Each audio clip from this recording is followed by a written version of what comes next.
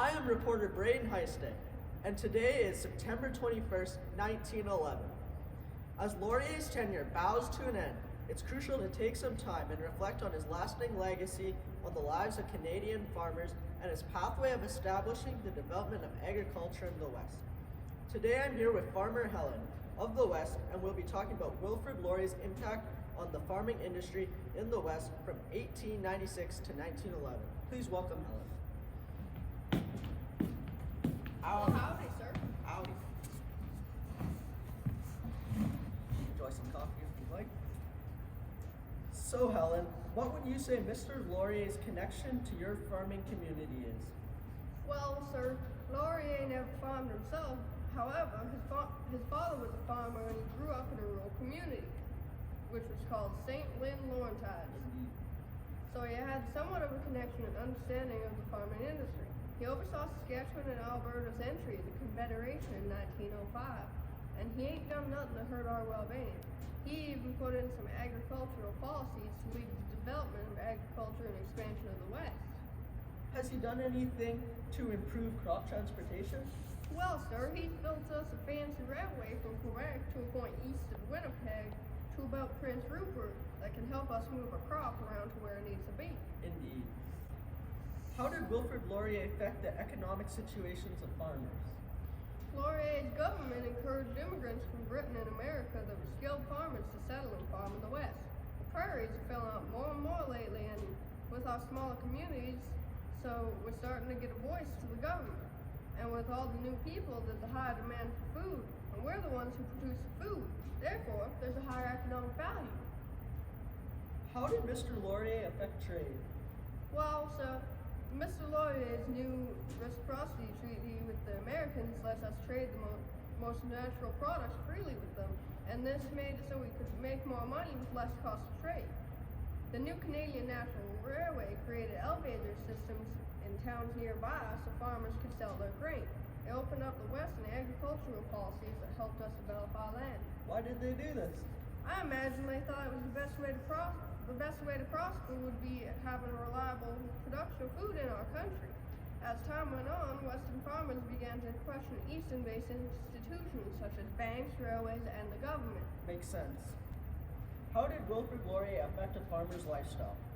Based on the policies Laurier made, what changed in a farmer's lifestyle? We've had to change quite a bit to adapt to all the new people moving to the West because of the gold rush of the Yukon and other folks that just wanted better lives. We've had high demand for farmers in the West since all the new immigrants are going to need to eat, so there's a need for more resources. Our jobs were recently made easier as machines started replacing horses, which led to the production of wheat increasing by almost triple. So how does this affect the agricultural industry then, Helen? The agriculture industry was booming. The farmers of Canada began expanding to more than just grain and pulses. They began mass-producing fruits and vegetables such as apples. From 1891 to 1911, the amount of farmers and farm workers increased from 734,122 to 929,847. Wow, what an increase. Was this increase accepted by the East? Some of the Prime Minister's movements were greatly welcomed in the rural areas to the east, but they were disrebuted by the rising power of the many urban-based institutions, and concern was quickly growing with the depopulation because they didn't have the amenities the city folk had. Indeed, Helen. Based on Laurier's policies and development of agriculture in the West, how did that influence changes in a farmer's working conditions? Like I said before, sir, with the introduction of machines and elevators, our lives were made significantly easier, giving the farmers the ability to seed and harvest more crops in a shorter amount of time. And with the immigration from 1891 to 1911, did the immigration affect women? the amount of farmers spiked, and even women began getting into farming, for the number of women farmers and farm workers grew from 12,101 to 16,780. Which was a lot for a time when most women weren't normally involved in the working class. Wow. Did farming evolve?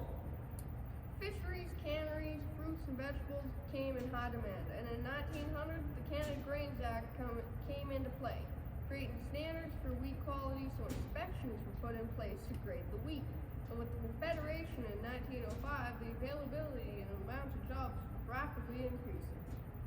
Indeed.